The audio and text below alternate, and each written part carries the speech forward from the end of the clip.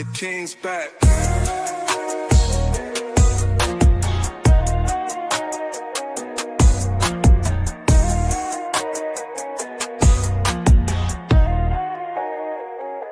The king's back.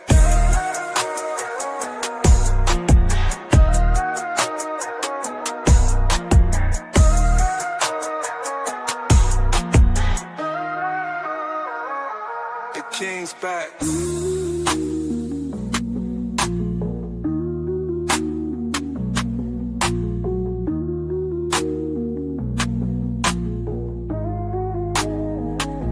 The king's back.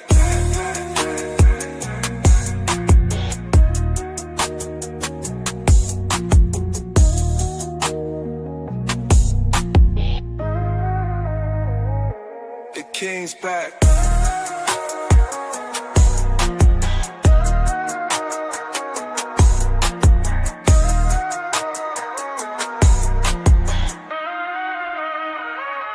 The king's back.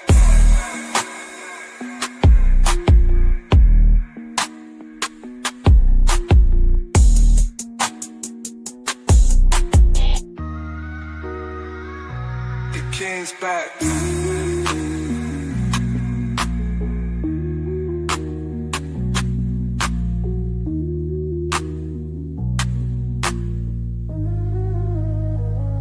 The king's back.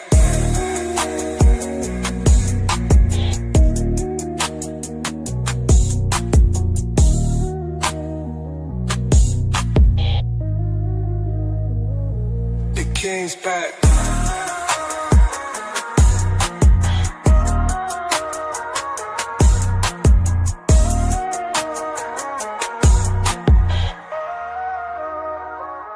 The king's back.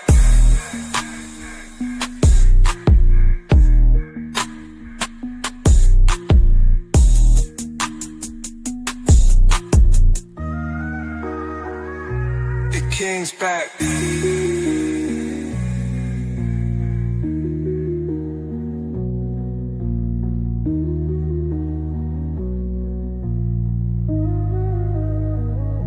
The king's back.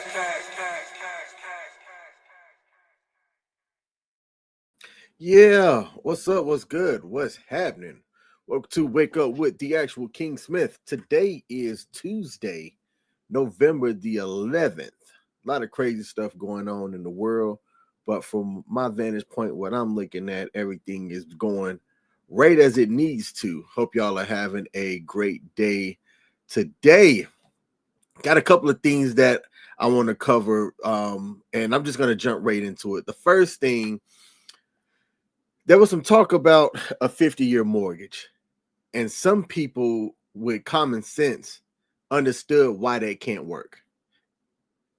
Or I'm going to not say why it can't work, why you shouldn't take that deal. But I wanted to explain the mathematics, if you will, behind it so that folks can understand why you should not even consider taking a look at a 50-year mortgage. And let's understand the math behind it.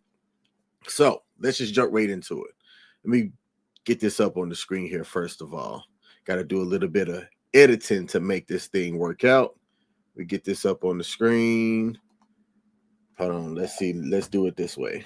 I can't do it. We'll do it live. Okay. We'll do it live. Fuck it. Do it live. I'll write it and we'll do it live. All right, there it is. So the 50-year mortgage, and I wish I would have had a whole PowerPoint thing set out for it, but the way that a 50-year mortgage would work, you see most traditional mortgages and the loan repayment schedule that people take out today, the standard now is a 30-year fixed rate mortgage. And there's different type of mortgage loans out there. But most that you see people take today, those that don't pay cash, because people that have that kind of capital, they'll go in and just pay cash for a property. You'll get a 30-year fixed rate mortgage loan. But instead of paying pay it over 30 years, which is 360 months, A 50-year mortgage rate is paid over 600 months. Now, the reason why that's insane, because some people are saying, well, if I could save a couple of $100 on my mortgage, that'll be great. Yeah, but the total interest that you're going to end up paying over the life of a 50-year mortgage payment instead of a 30-year is significantly higher. It could damn near be double. So I've got this hypothetical scenario that's set up that explains why you should not take a 50-year mortgage. I don't care if you're saying, well, I'm 20 years old and I know I'm going to like live in this house for my entire life. No, you don't know that. You don't know that. But if you were to take out a 30-year loan on a $400,000 home, and where I live at in Maryland, $400,000 is kind of like on the low end. But let's say you have a 6.5% interest rate on a 30-year loan. Just factoring in principal and interest, and we're not including insurance or anything like that, and tax, you're going to be paying roughly around $2,500 on a 30-year loan.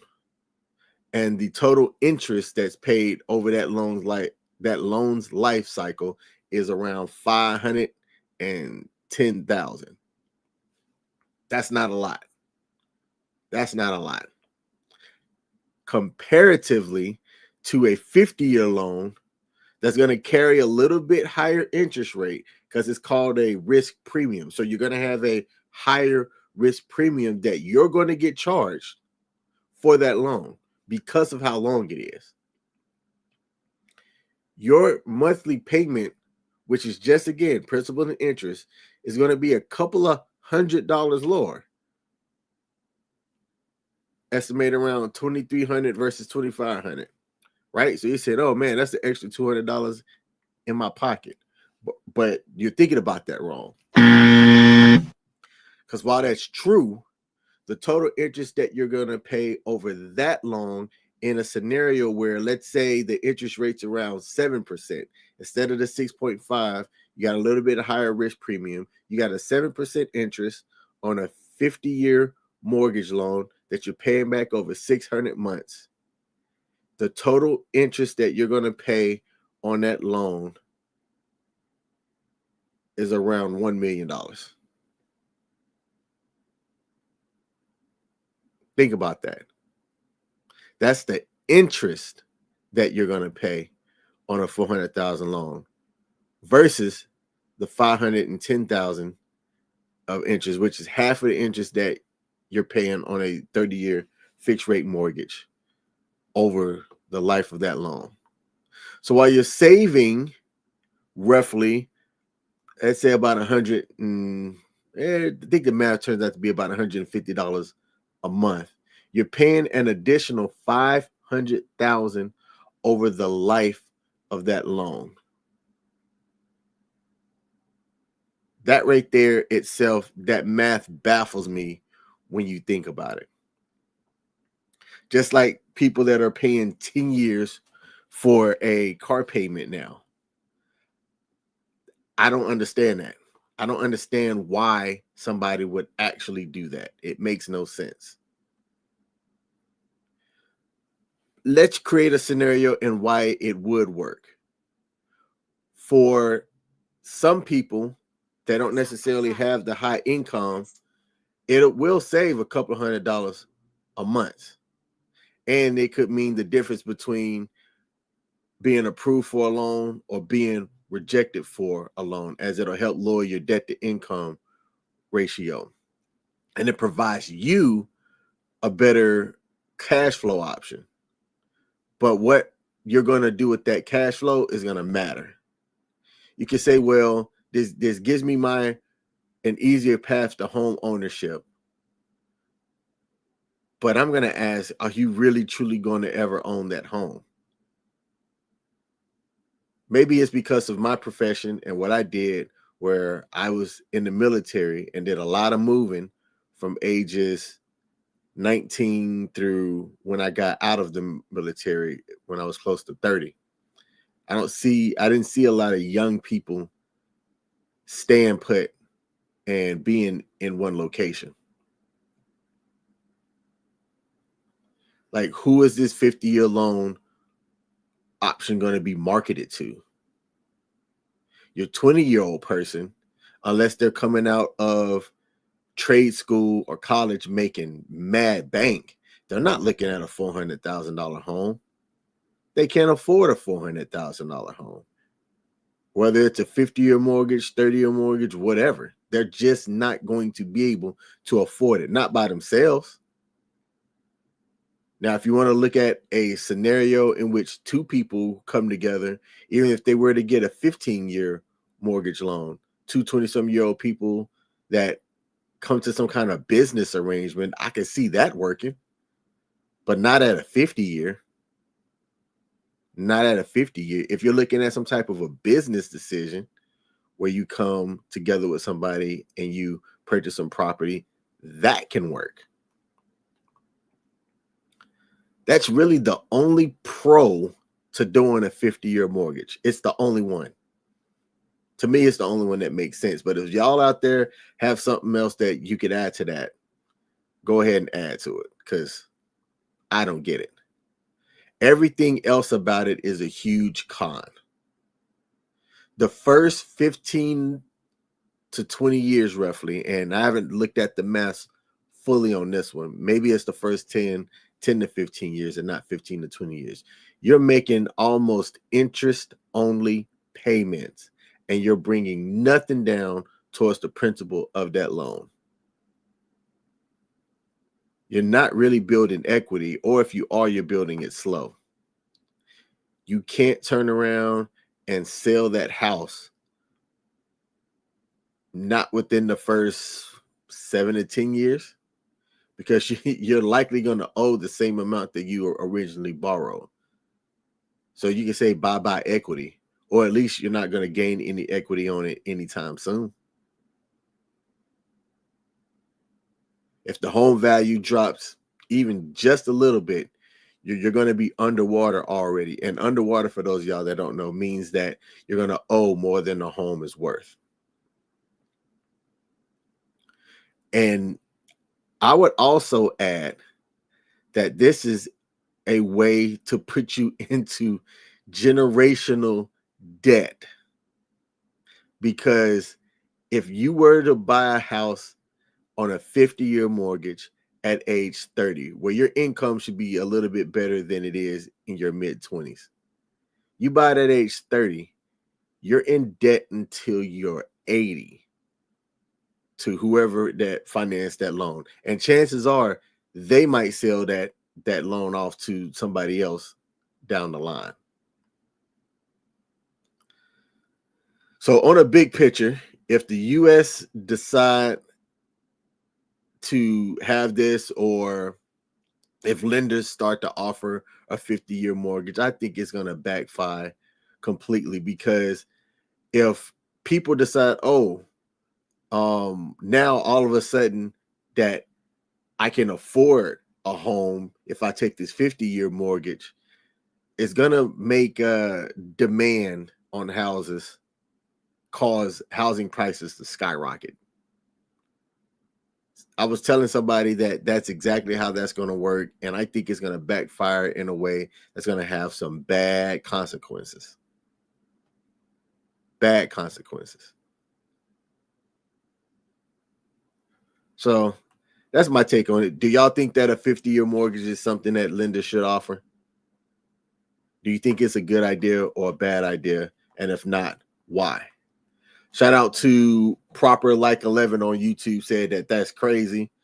Adam said, what was my MOS? I was a 1 Alpha 0 X1, an in-flight refueler.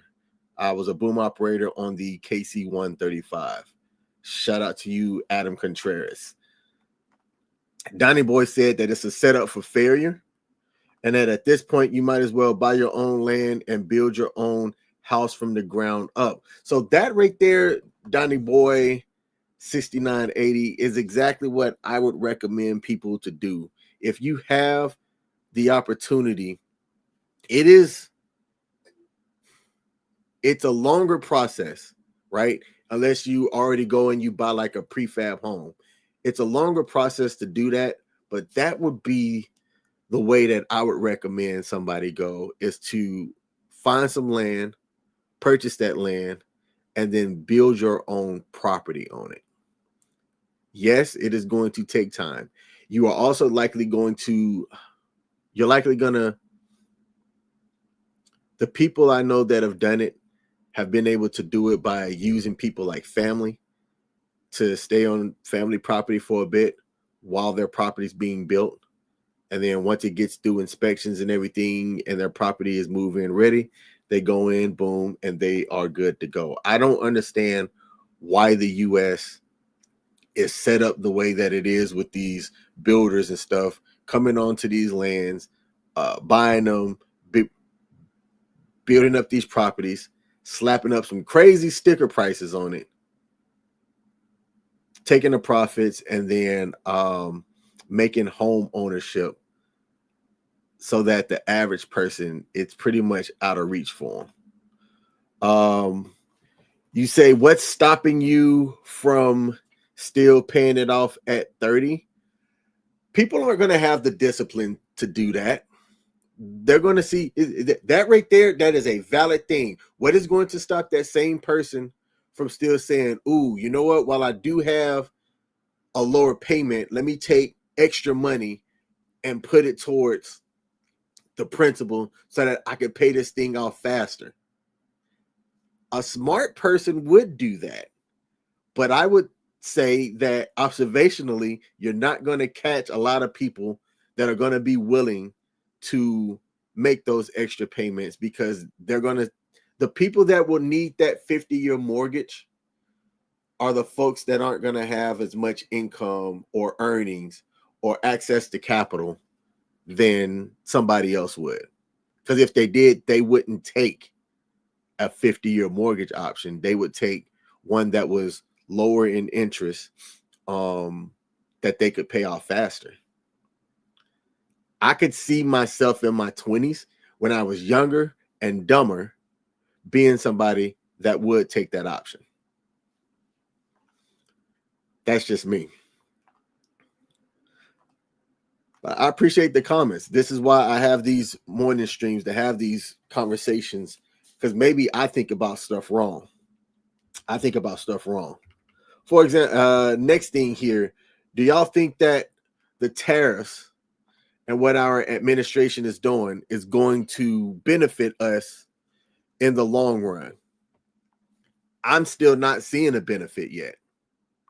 Where's this so-called benefit that's being passed down to the consumers? Businesses are simply raising their prices and passing on those prices to the consumer. There was talk, and it's just like those Doge payments that were going to come back to the U.S. citizens. That talk ended, and it's like a ghost town, as it hasn't came back up. And our president has floated the idea of passing down the revenue generated from the tariffs down to U.S. citizens. And from what I read, our Treasury Secretary has talked about who would be the people that would qualify for that. Well, it's not me, because I make more than the number that's floated out there. I heard that if you are an American citizen, or I read, my bad, that if you're an American citizen and you're making under $100,000, you would be one of the people that would qualify for this so-called dividend that would be paid out from the tariffs that the U.S. is generating. I make way more than $100,000, so it wouldn't benefit me. But to me, it's one of those things that it gets talked about. It is likely not going to be implemented. I'm not seeing it happen really anytime soon. And what does that do? That's not going to be anything that will stimulate the economy, so to speak. That Joe said, always wanting something given to you. Get ... A job. And it is going to be given to citizens who work. LMAO. Look, people, I think it's human nature to accept something that's free. Even if you're wealthy, you're not going to turn down anything that's free. I don't think that giving the money to Americans is a good idea. I don't care what the wealth is. I don't believe it's a good idea. Right now, our government can't balance its own checkbook. I work for the government.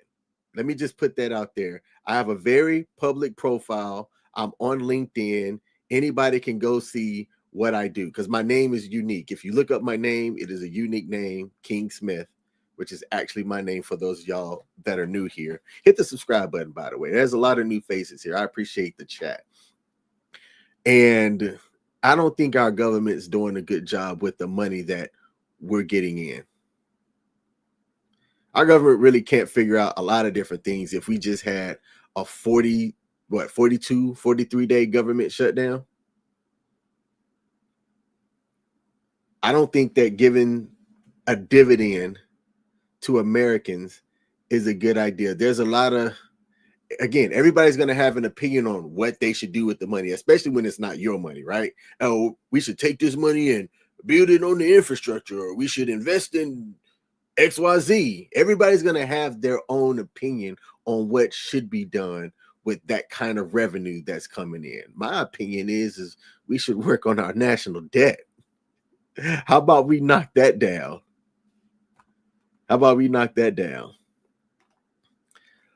Let's see. Check out Missy. Am I reading that right? Said, good morning. How was my weekend? Thank you for asking. My weekend was fantastic. Me and my lady ended up going up to New Jersey, which Jersey's a weird state. You can't pump your own gas in Jersey. They do these things called jug hand turns where it's rare that you'll see like a straight up left hand turn. You got to make a right turn just to go left, like do this whole little loop thing. If y'all have ever been to New Jersey, you'll know exactly why I say Jersey is weird. Unless you're from New Jersey, there's no reason to really go to New Jersey. Does Jersey even have beaches? Anyway, let me stop shitting on Jersey. I had a great weekend, though. We ended up going up to New Jersey, spending some time with some friends, politicking, just chopping it up. How was your weekend? See, Donnie Boy said the fact that we went from natural resources trades to consuming currency is crazy. I'm going to have to think a little bit more about what you mean by that. The fact that we went from natural resources trades to consuming currency is crazy. We need to stop depending on the government for real. Everybody as the people. Yes. When Big Daddy government comes in, and is going to provide, what incentive do you have as an individual person to strive and do better on your own? I agree with that 100%. I think it's why we see younger people who, if I know 2 to 3 generations of families that have relied solely on Section 8 housing to live, meaning that they have relied on state and government assistance just to have roofs over their head. I'm talking about grandparent to parent to their child. And that's baffling to me because I'm like, at what point would you want to get out of the projects yourself and have your own place? Why is it that you're relying on government assistance just so that you can have a roof over your head? If you are a unabled person, physically unable, mentally the clock doesn't go all the way around at the rate that it should, or what's another saying? The elevator doesn't go all the way up to the top. If that's something that describes you as a person, then yes, I can imagine that government assistance would be helpful for you. But if you are a mentally capable and physically able-bodied person, no, especially not for generations. I should not know of or be aware of people that they are the same age as me. They're in government assistance housing, and their children are also in government assistant housing. That's baffling to me.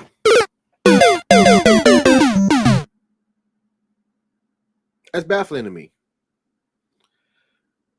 Donnie Boy said, currency was invented. Nothing was ever done by money back in the days. Everything was all trades. Okay. So going to a trade system over currency, I'd have to think a little bit more about the repercussions and the impact of that. I think that, all right, hold on. So I'm going to keep this up on the screen. Let's talk through this. Currency was invented. Nothing was ever done by money back in the days. Everything was all trades. In a local setting, right, in your town, in your area, I think that can work. But when you go past your local area, like if I'm going to work primarily between people that are within 2 blocks of me, and within 2 blocks of me, you've got somebody that is the grower, that does produce, that has my gasoline source or whatever energy source that I need for transportation. And I could get all of that done within 2 blocks. And I have something that I can barter with myself to get what I need. I think that could work. But when you go past your local area, you would need something, I think, universal, right? That you can assign value to, that can work on a larger scale. I'd have to think about that more. Because while that can work within my own country, right? If you're an international person, how do you get to where you're going to barter and trade for something in another language? Or I go from here to Germany. What's valuable to me in the US is not going to be valuable to somebody that lives in Germany. And now I've got to carry that extra thing to be able to trade with when I travel from the US to Germany. I don't know how you implement that. What do you think is a better system for us to do? I am a fan of digital currency. I'm a fan of digital currency. I think that you can control digital currency a little bit better. And even as I said that, I was thinking in my head, not really. But I think that you have better traceability. That's the word. Better traceability on digital currency by having control measures in place to where you're not just printing money and printing money and printing money. I think you could have like a finite amount of digital currency and move towards that space. Some people might call me crazy for saying that, but that's just the way that I think. Danny Boy said gold is a natural, valuable resource. But how do we get access? How does the average regular person get access to that gold? That's what I would be curious about. If we were to say, well, let's go to a gold system, how do we get access to that gold? How does every working person get access to that gold and then be able to use that gold to barter and trade? Like, maybe I'm not understanding how that can work. I'm not understanding how that can work.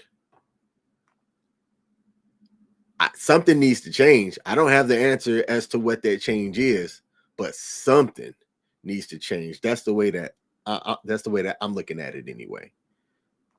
Man, you know what? I appreciate these inputs there, Donnie boy, because it gives me something to think about. It gives me something to think about. And it's also these discussions, right, where people are providing their inputs and things. It is allowing folks to have a discussion, maybe get somebody that is smart and in a position that be able to ask the same questions to see if we can come up with some type of a system that works out better for everybody.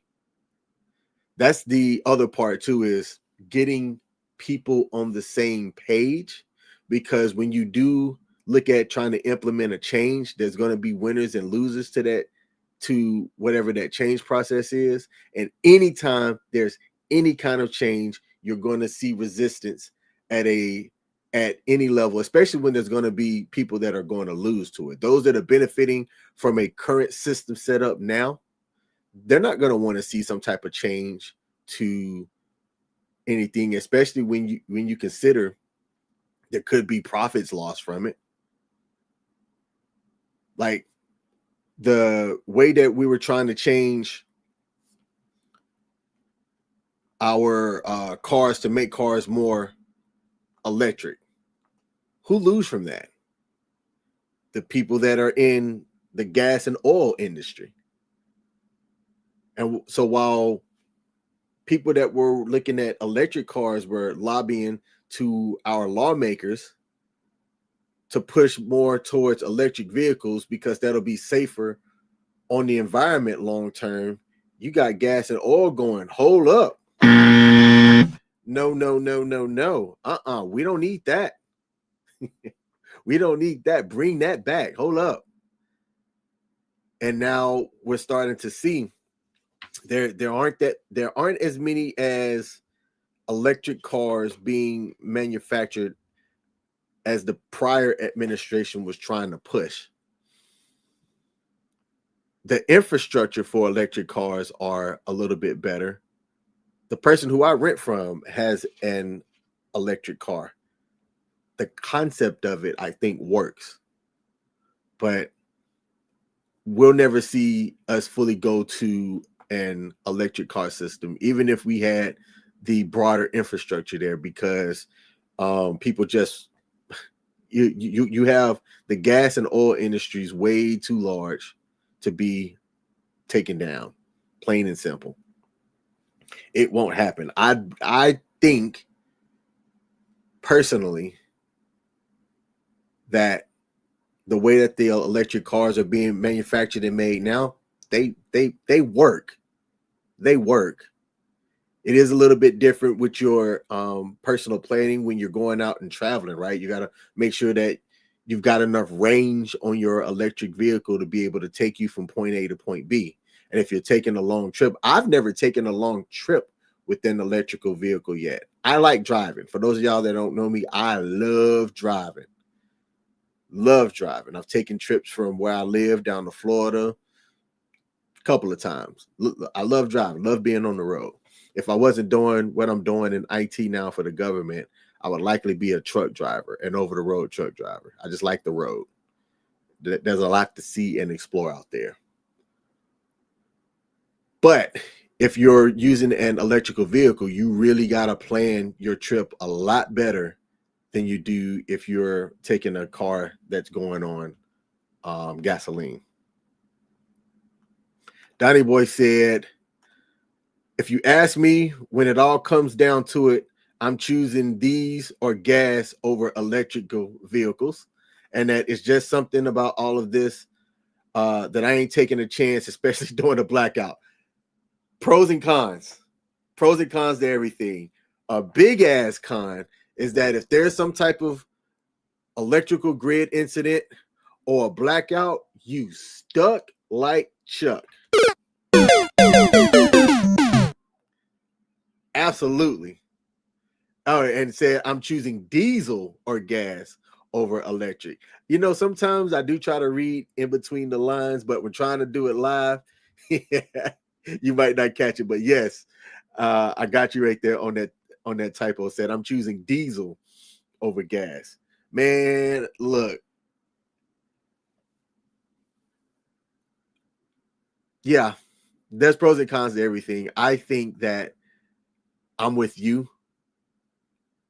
I would prefer to have a diesel or gasoline vehicle over an electrical vehicle. You can say that over time, an electric vehicle, um, the cost of ownership, the total cost of ownership, maintenance, all of that jazz over time can be a lot less if you have an electric vehicle over a diesel or gasoline. There's trade-offs. That's my favorite word, y'all. Trade-offs. When you make a decision, you have to understand the pros, the cons, and the trade-offs to every decision that you make. And if you can think through those trade-offs, then you can make the best decision that works for you. I've got a daughter that's in college, and as I'm teaching her about life things, that's one of the things that I'm talking about all of the time. Every decision that you make has a trade-off. Everything that you want to buy, or if you're looking at the difference between purchasing this thing or that thing, there is a trade-off that comes along with that. If you understand what that trade-off is, you'll be able to make a decision that works for you over the long term that you are not going to regret. But that's my live stream today. This is Wake Up with the Actual King Smith. I saw some new names in the chat, so I want to say thank y'all to come in. Thank y'all for coming in and contributing to the conversation and adding to the morning chat here today. I normally go from 6:45 to about 7:20, as I do have a normal 9 to 5. My 9 to 5, if I was working this week, would start at 7:30, but I've taken this week off because I'm taking an IT certification called the CompTIA Security Plus exam, and I wanted to have extra time to study before I take the exam on Thursday. Even though I have the exam, I'm still looking at doing my morning live streams. These morning live streams are going to be about random topics. So I never really necessarily plan out what my topics are until I'm about to go live. There's a question in the chat before I end. It says, have you ever seen Leave the World Behind by Barack Obama and Michelle Obama? That's the reason why I don't trust electric cars. No, I have not seen that, but let me take a picture of that. Let me take a picture of that comment. Give me 1 second. Leave the World Behind. All right, I got a picture of that. Hold on, let me do this one too. That way I can take a note to check it out. I whenever somebody recommends something to me, whether it's a book or to check out something, I actually go and check it out. So I'm gonna look at that. Leave the World Behind by the Obamas. Have you ever met the Obamas? That question that people ask, if there's anybody that you could meet, dead or alive, who would you meet? I would like to meet Barack Obama. First of all, and this is a small anecdotal thing, we've got the same birth month and birthday, August 4th. I think that he's a very interesting guy, and I would love to just sit down and have a conversation with him. So, Barry, Mr. Obama, El Presidente, if for some reason you ever see this and you want to have a conversation with Lilo, the actual King Smith, man, somebody set that up. Somebody set that up. I would love to be able to chop it up with him. And he said, is this something too fishy about it and the prices are too low? There's something that's too fishy about it and the prices are too low. And that you haven't met President Obama or Barack Obama. I like to meet him. I think he's an interesting dude. I think he is a interesting dude. I think that to get to where he got, the way that he got there, is something that is magnificent. You know, he's got a pretty cool story, and in my opinion, is exactly what the American dream is all about, right? The American dream's not dead, in my opinion. There is a whole lot that's trying to stifle the American dream, but the American dream is not dead. Sidebar, and I'm probably going to talk about this a little bit tomorrow. The deportations that are happening has impacted some people that I know locally here. I don't know them really that well per se, but I do know of a family that is impacted. They got detained and they're looking at getting deported back to the country that they're from. And it's interesting. People talked about how when, speaking of President Obama, when he was president, he had the nickname of Deporter in Chief.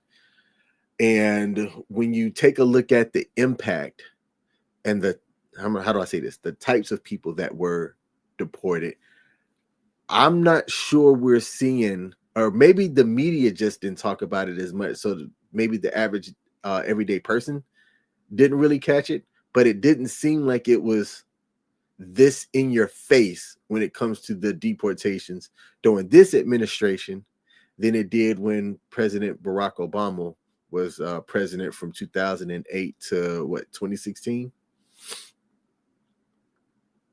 But I think that the way that the media is highlighting this stuff now is contributing to the way that our nation thinks about the deportations and the type of people that are being deported.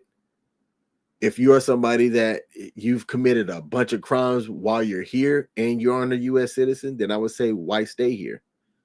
I understand that there's a naturalization process and a citizen process that you have to do, and I'm not against the way that our current laws are set up, not fully anyway. There are several laws that I don't agree with, right? I don't think universally people can just sit back and accept laws the way that they are. But while we are in the land of the free and the home of the brave, I do think that the opportunities that are afforded to people here should be taken advantage of. I think that we have people that are here that don't truly understand the freedoms. And I'm saying freedoms because you can have people attempt to try to step on your freedoms 24/7, especially those that wear badges. But when you really understand the freedoms that you have here, then you are somebody that takes advantage of that, and you don't let that type of stuff go to waste. I've been around the world, literally, because of my military profession, have been around the world. I was an enlisted aviator, and I've seen how other places live. We've got it good here. We need to try to get people in places that won't F that up for everybody else, though. But I've got to bounce, and as I want to still be mindful, even though I'm off the rest of this week, so that I can study. I want to be mindful of that time so that I don't get used to going over. Thank y'all for tuning in. To the people that commented, I appreciate you commenting. Jay, what's up, man? I got a viewer all the way from Germany who has hit the like button on the stream. I can see that from my side. So I want to give Jay a salute from me to you all the way in Germany. Donnie boy, I appreciate you popping in. I do this every morning on Mondays through Fridays, man. So if you got time, come back around and chop it up with me tomorrow. Everybody else, y'all take care. I'm the actual King Smith. Peace. Yeah. Come on. Yeah. Trumpets blare the golden call. A throne awaits, I rise so tall. Drums like thunder, shake the hall. Royal robe, I wear the weight. Diamonds cut the night, no debate. Heavy is the head, but I'm feeling